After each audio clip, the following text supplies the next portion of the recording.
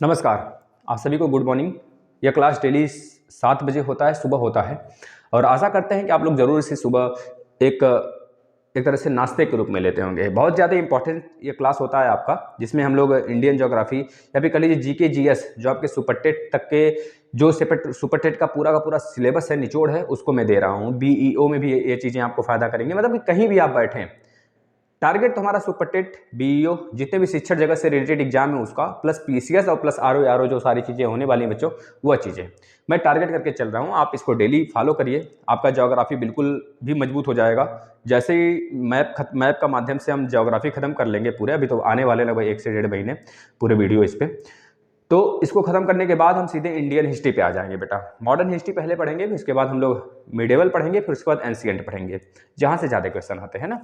तो हर एक चीज़ पे मैं बात करूंगा, जिक्र करूंगा, सारी चीज़ें पढ़ाई जाएंगी, लेकिन आप लोग क्रम से सारी चीज़ें पढ़ते चलें और लास्ट तक बने रहें।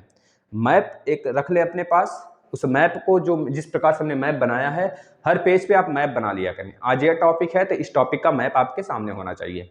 जैसे कि आज हम लोग जो हिमालय का है तीसरा या चौथा लेक्चर पढ़ रहे हैं। चौथे लेक्चर में नदी घाटी, हिमालय जो नदी घाटियों के आधार पर बांटी गई है, वर्गीकरण किया गया, उसको हम देखेंगे। यहाँ से मैक्सिमम प्रश्न आते हैं, छोटा सा टॉपिक है लेकिन बहुत बार प्रश्न पूछा जाता है, और इसमें रिटेन एग्जाम जो होते हैं पीसीएस वगैरह के, उसमें भी ये चीज़ें आपको देखने को मिल सकती हैं। तो चलिए हम लोग स्टार्ट कर लेते हैं देर ना करते हुए। अब आपका बारी है कि आप इसे कितना ज़्यादा शेयर करते हैं। बस डेली उस एक बच्चे को पकड़ लेना जो बहुत अच्छी लेवल की तैयारी कर रहा हो, उसे बैठा लेना अपने पास, उससे बोल देना पढ़ने को। अब उसके बाद जहाँ पे भी वो कोचिंग कर रहा हो उससे कंपेयर कर लेना, कि बताना, उससे पूछना कि क्या इसमें और जो सर पढ़ा रहे हैं उसमें क्या चीज़ें डिफरेंस हैं, थोड़ा सा वो चीज़ें वो बताएगा खुद, है ना। चलिए बेटा, ये आपका क्या है, नदी घाटियों द्वारा वर्गीकृत, मतलब एक तरह से काटा गया है हमारे हिमालय के हर पार्ट को। 3 हिमालय, मतलब हिमालय के 3 हिस्से हैं। सबसे ऊपरी वाले हिस्से को हम एक तरह से कह लीजिए कि बेटा महान हिमालय के नाम से जाना जाता है, यानी कि उसे एक तरह से हम क्या कहते हैं, महान हिमालय को बृहद हिमालय के नाम से हम लोग जानते हैं। और उस बृहद हिमालय के नीचे जस्ट पड़ जाता है लघु हिमालय, यानी लघु हिमालय का मतलब बेटा कह लीजिए कि आपका मध्य हिमालय। मध्य हिमालय के जस्ट नीचे बेटा शिवालिक हिमालय या पाद हिमालय के नाम से जानते हैं, है ना। यहाँ पे पाताल तोड़ कुएं पाए जाते हैं, मतलब छोटी सी ही नीचे जाएंगे तो पानी निकलने लगेगा बेटा। बेटा आपको पता है हिमालय का ही पार्ट था, शिवालिक हिमालय का ही पार्ट था आराकान योमा पर्वत, जो कि म्यांमार को भारत से अलग करता है बेटा। इसी तरह से आपने पढ़ा बेटा सुलेमान पर्वत श्रृंखला पढ़ा, जो कि हमारा पहला हुआ बेटा इधर पाकिस्तान वाले और अफगानिस्तान वाले बेल्ट की तरफ पहला हुआ है। इसके बाद आपने पढ़ा कि भाई जो हमारा कुरनूल पर्वतमाला है, कुरनूल के नीचे मतलब कि हिमालय के उत्तर में बेटा ट्रांस हिमालय है। ट्रांस हिमालय के भी 3 पार्ट आपने पढ़ा। काराकोरम लद्दाख जास्कर बेटा पढ़ा। इसके बाद आपने देखा कि बेटा यहाँ पर काराकोरम लद्दाख जास्कर यह देखा आपने। इसके बाद बेटा जो आपका लघु हिमालय था, आप उस लघु हिमालय में भी देखे, यानी कि मध्य हिमालय में पीर पंजाल श्रेणी, धौलाधर श्रेणी, इस तरह से आपने कई सारी महाभारत और नागटिबा इस तरह से श्रेणियां देखा, जो कि नेपाल में भी कुछ श्रेणियां थी, 5-6 हमने क्रम से कराया था। इसके बाद बेटा आपने देखा कि कुरनूल पर्वतमाला, है ना, आपने ये भी देखा कुरनूल पर्वतमाला कहाँ पर है बेटा, तो आपने देखा कि चीन वाले इलाके में, तिब्बत वाले इलाके में फैला हुआ है। इस तरह हमने बहुत सारी चीजों का डिस्कस किया। सबसे ऊंची चोटियां जो हैं किस में पाई जाती हैं आपके बेटा, कि जो आपका बृहद हिमालय उसमें पाई जाती हैं लगभग 6100 एवरेज की चोटियां। ये सब सारी चीजें हमने डिस्कस कर लिया है, थोड़ा सा फास्ट रिवीजन आपका करा दिया गया। अब हम चलते हैं उसी क्रम में बेटा, नदियों द्वारा हमारे हिमालय को कितने भागों में बांटा गया है, 5 भागों में बांटा गया है। 5 भागों में हमारी कितनी नदियां हैं बेटा, 4 भागों में बांटा गया है 5 नदियों द्वारा। एक नदी सिंधु नदी है बेटा, आप देख पा रहे हैं सिंधु नदी और यह सतलज नदी, दोनों एक ही ग्लेशियर से निकलते हैं। सतलज क्या कह लीजिए बेटा, आपका यह नदी देख रहे हैं ब्रह्मपुत्र, ये तीनों एक ही ग्लेशियर से निकलते हैं, जिसका नाम है चोमा लुंगडुंग ग्लेशियर बेटा। ये चीजें मैं बताऊंगा, आगे बताऊंगा, थोड़े थोड़े से रूप में थोड़े से अलग हैं। उस चोमा लुंगडुंग ग्लेशियर में भी थोड़े थोड़े बटे हुए हैं, है ना। मैं उसको बताऊंगा बेटा आपको नेक्स्ट जब नदी पढ़ेंगे तब सेपरेट। अब यहाँ पे देखना, सिंधु नदी एक इधर चली गई पाकिस्तान में, और सतलज नदी भी बेटा यहाँ पे पाकिस्तान में चली गई, और यहाँ से एक नदी निकली बेटा काली नदी। तो सतलज नदी और सिंधु नदी के बीच वाले क्षेत्र को हम पंजाब हिमालय या फिर कश्मीर हिमालय के नाम से जानते हैं। यह बातें आप याद रखेंगे, कश्मीर हिमालय और पंजाब हिमालय किस 2 नदियों के बीच में है, तो बता देंगे ये किस 2 नदियों के बीच में है, सिंधु नदी और यह सतलज नदी के बीच में है। ये चीजें क्लियर हैं दिमाग में, तो चित्र बनाते रहना बेटा। यह सतलज नदी है और यह काली नदी है। काली नदी और सतलज नदी के बीच में जो हिमालय, उसे कुमायूं हिमालय के नाम से जानते हैं। उत्तराखंड वाला पूरा का पूरा पोर्शन आ जाता है। मैं अगर पूछ लूं आपका जो एक काली नदी है बेटा, इसे किस नाम से जानते हैं नेपाल में? तो बताओगे शारदा नदी के नाम से जानते हैं बेटा। अभी आपको पता होगा कोरोना काल में जो चीन ने भड़काया था नेपाल को कि भैया तुम भी बोलो कि जो यहाँ का क्षेत्र है ना उत्तराखंड वाला, वो कुछ मेरा है। अभी तो एक विवाद चल ही रहा था काला पानी का। काला पानी बेटा एक क्षेत्र है, काली नदी पर ही है उत्तराखंड में। उत्तराखंड में 3 क्षेत्र विवादित हैं, आप उसे अपडेट कर याद कर लेंगे, आपसे प्रश्न में पूछा जा सकता है कि काली नदी पर कौन सा ऐसा क्षेत्र है जो कि नेपाल और भारत में विवादित क्षेत्र है। तो याद रखना, काला पानी, लिपुलेख और लिम्पियाधुरा। क्या क्या मैंने बताया क्षेत्र का नाम? काला पानी, लिपुलेख और लिम्पियाधुरा। ये तीनों के तीनों क्षेत्र जो हैं नेपाल और भारत से विवादित क्षेत्र है बेटा। इसको आप याद रख लोगे, जो कि उत्तराखंड में स्थित है।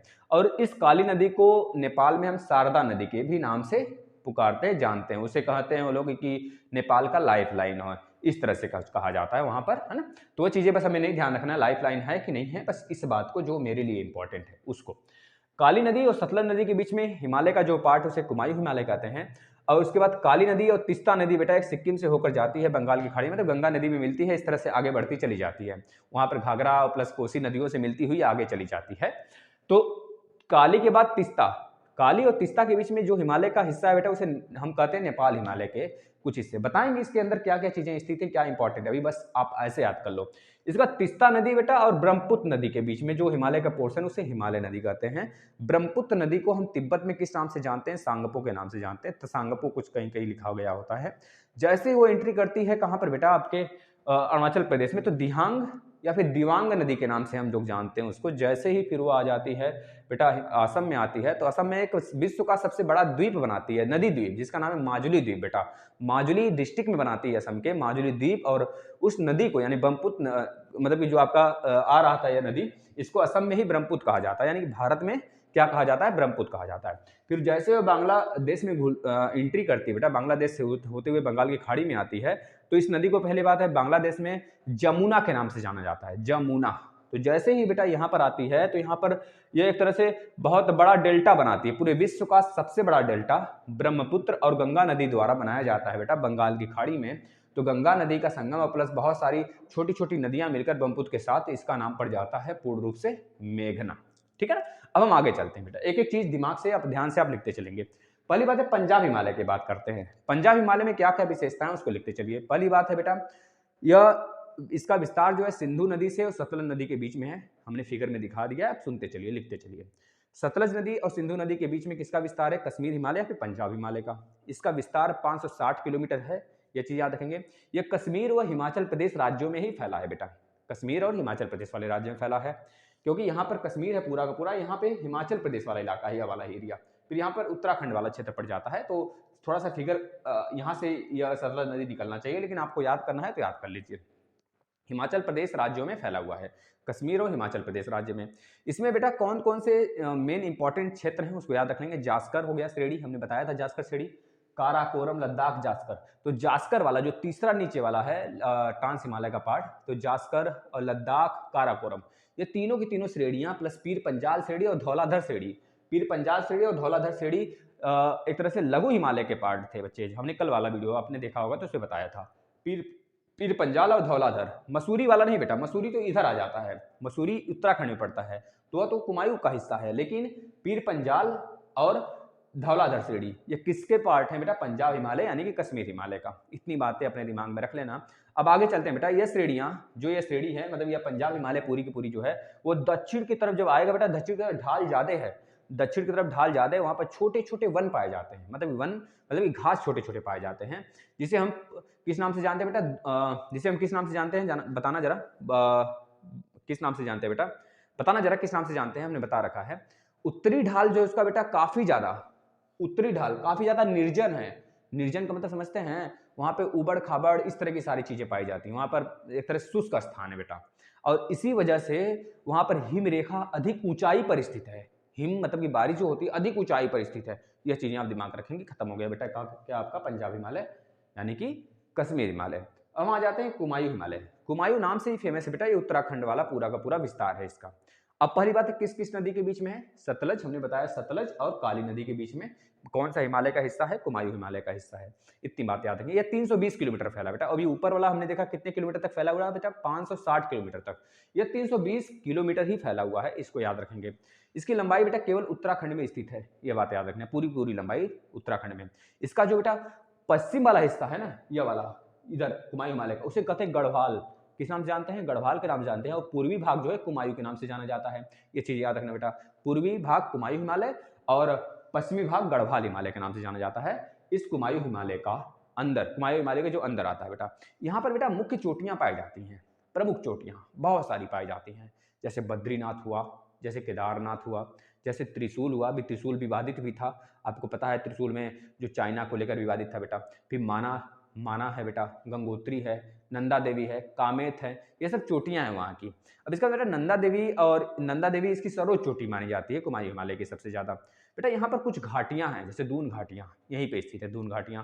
दून में पता है आपको कि देहरादून पाया जाता है, इसी जगह पाया जाता है बेटा। इसके बाद आपको पता है कुछ दर्रे हैं यहाँ पर, जैसे कि 7 ताल, मतलब कुछ झील भी है, 7 ताल झील है, नैनीताल झील है बेटा, भीमताल झील है, यह सब यहीं पर स्थित है। जैसे कुछ दर्रे हैं, माना दर्रा, नीति दर्रा है ना, और एक और कोई दर्रा है लिपू दर्रा। ये तीनों के तीनों दर्रे इसी बीच में पाए जाते हैं। इसके बाद हम आ जाते हैं बेटा नेपाल हिमालय। नेपाल हिमालय किसके किसके बीच है बता देंगे, काली और तीस्ता के बीच में है, काली नदी और तीस्ता नदी के बीच में है। काली नदी पर विवादित क्षेत्र हमने बता दिया, कौन कौन से विवादित क्षेत्र बेटा, कौन कौन से हैं विवादित क्षेत्र, 3 विवादित क्षेत्र हमने काली नदी में बताया हुआ है, काला पानी, लिपुलेख और लिम्पू अधूरा, जो कि नेपाल और भारत के बीच विवादित क्षेत्र है बेटा। काली और तीस्ता के बीच में फैले हुए हिमालय को नेपाल हिमालय कहते हैं। ये बातें आपके सामने। और सबसे ज्यादा बेटा, सबसे ज्यादा इसी की लंबाई है फैला हुआ बेटा नेपाल हिमालय का, लगभग 800 किलोमीटर फैला हुआ है। ठीक है, ये कुमायूं हिमालय से लेकर बेटा, और कुमायूं हिमालय कुमायूं हिमालय की अपेक्षा अधिक ऊंचाई है इसकी, क्योंकि हमने बताया था हिमालय जैसे जैसे इधर जाता है बेटा ना, जैसे जैसे इधर जाता है सकरा हो जाता है, जब उसको दबा दिया जाता है तो ऊंचाई उठ जाती है उसकी। तो इस वजह से यह वाला थोड़ा सा पार्ट इसके अपेक्षा बेटा सकरा है, तो ये अधिक ऊंचाई वाला क्षेत्र है। जैसा कि आपको पता है नेपाल में ही भारत के मतलब एक तरह से सबसे मतलब पूरे विश्व का सबसे बड़ा चोटी भी पाई जाती है, एवरेस्ट। तो इससे याद कर लेना कि नेपाल हिमालय जो है सर्वोच्च सबसे बड़ा हिमालय है, हिमालय का पार्ट है बेटा नेपाल हिमालय, जो कि तीस्ता और काली नदी के बीच में स्थित है। अब आगे बढ़ते हैं, इसमें क्या क्या इंपॉर्टेंट चीजें उसको लिख लीजिए जरा सा बेटा। यहाँ पर हिमालय की सबसे ऊंची चोटियां स्थित हैं, और उसके साथ साथ जैसे कंचनजंगा हो गया, मकालू हो गया, आप याद कर लो, एवरेस्ट हो गया, और यहाँ पर बेटा काठमांडू घाटी, काठमांडू बेटा यहीं पर स्थित है नेपाल में, तो काठमांडू घाटी भी नेपाल हिमालय के अंदर आ जाता है। बस अब आ जाओ लास्ट, असम हिमालय। असम हिमालय तीस्ता और ब्रह्मपुत्र नदी के बीच में फैला हुआ है। ये चीजें पॉइंट नोट करते रहिएगा। तीस्ता और ब्रह्मपुत्र नदी के बीच में कौन से हिमालय फैला हुआ है, तो तुरंत मुंह से निकलना चाहिए बेटा आपके कि कौन सा हिमालय फैला हुआ है, असम हिमालय फैला हुआ है, जो कि 720 किलोमीटर लंबाई है इसकी, विस्तार है। ठीक है, यह पूरी की पूरी श्रेणी बेटा नेपाल हिमालय से शुरू होता है और असम तक, मतलब एक तरह से अरुणाचल प्रदेश तक फैला हुआ है।